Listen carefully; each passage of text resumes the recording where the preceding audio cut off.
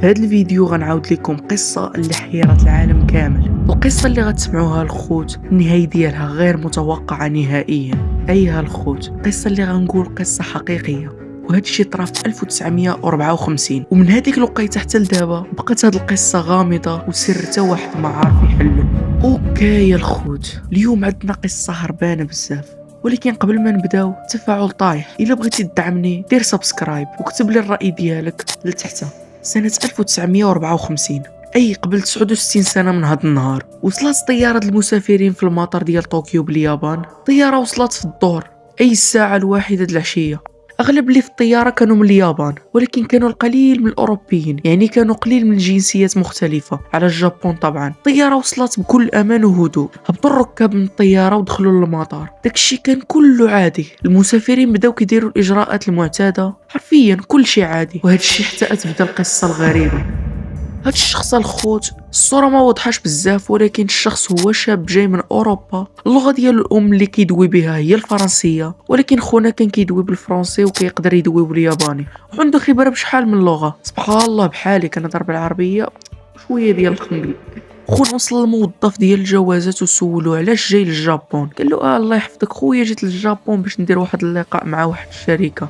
نسيت، انا ديجا جاي عندكم، ماشي اول مره، جيت 3 المرات. صبر نعطيكم الجواز ديالي، تفضل. الموظف هز الباسبور وبدا كيقلب فيه، وبالفعل لقاه مختوم ختم ياباني. وماشي غير ختم ياباني، كاينين بزاف ديال الدول اللي مختومين حتى هما. كان واضح كل شيء عادي، ولكن الموظف قرا اسم الدوله اللي جاي منها هو واستغرب. كان كيقول ان هذه اول مره يسمع بهاد الدوله، والدوله كان اسم ديالها هي توريد. توريد شنو؟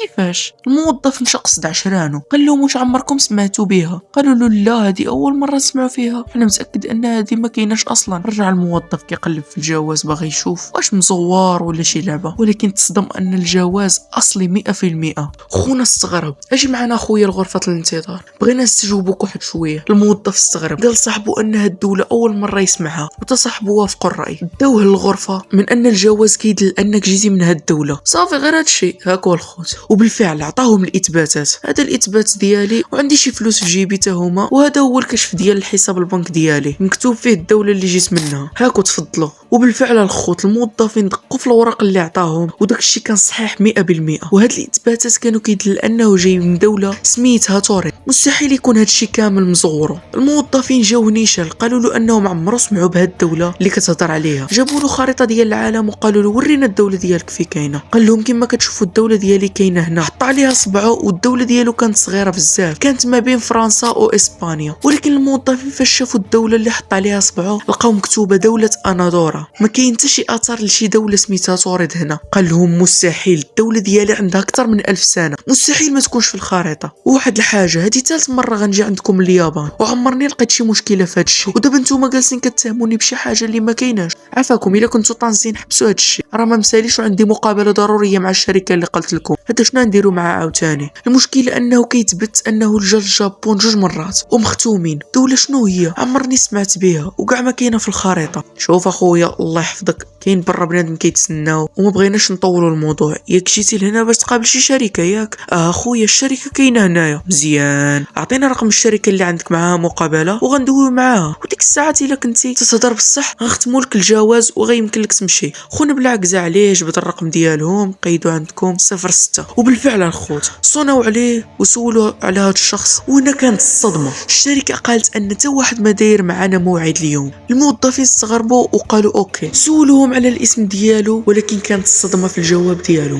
قالوا له حتى واحد ما دار معنا موعد اليوم. الموظفين استغربوا قالوا اوكي.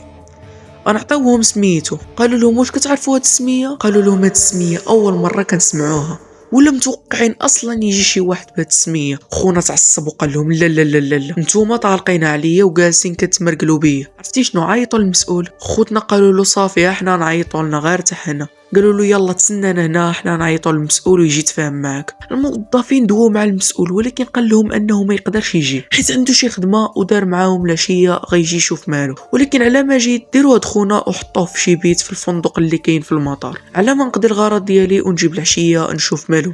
قالوا له اجي وليدي جلس هنا حتى يجي المسؤول ويقضي معك الغرض. من بعد داوه الغرفه وجابوا ماشي غير حارس واحد، جابوا جوج ديال الحراس قاعدين قدام البيت باش حتى الا بغى يهرب يشدوه. الغرفه اللي داوه ليها كانت في الطابق السادس، والباسبور داوه للمكتب حتى الا بغى خونا يراودهم ويهرب ما يلقاش كيدير. من مورا شي سوايع وصل المسؤول للمطار وقال لهم جيبوا خونا من بيته. مشاو الموظفين للغرفه وفتحوها، وهنا كانت الصدمه. خونا دار لهم خاويه في عامره، الغرة كانت خاويه كتصفر، والسرجم اللي كاين في هذا البيت مرتفع، حتى الا حاول ينقز غيطيح ويموت.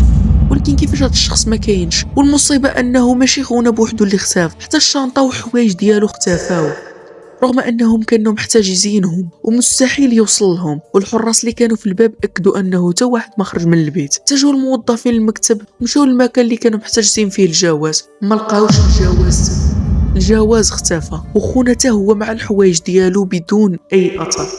خونا اختفى الخوت، ولحد اليوم تا واحد ما عارف كي دار ليها. وكما كتشوفوا ان هذه اغرب قصه سمعتها في حياتي، ولحد الان تا واحد مازال ما لقى لها شي تفسير. وعلى حسب ما لقيت وقلبت بلا القصه وقعت بصح. كتبوا لي الراي ديالكم في التعاليق. كيفاش جاكم الفيديو؟ كان معكم زكريا من قناه زكرمان. بيس. اكثر من 70% اللي كيشوفوا الفيديو ديالي ما دايرينش ابوني، فاذا كنت كتشوف هذا الفيديو ما تنساش تخلي سبسكرايب باش نوصلوا 1000 ابوني في اقرب وقت.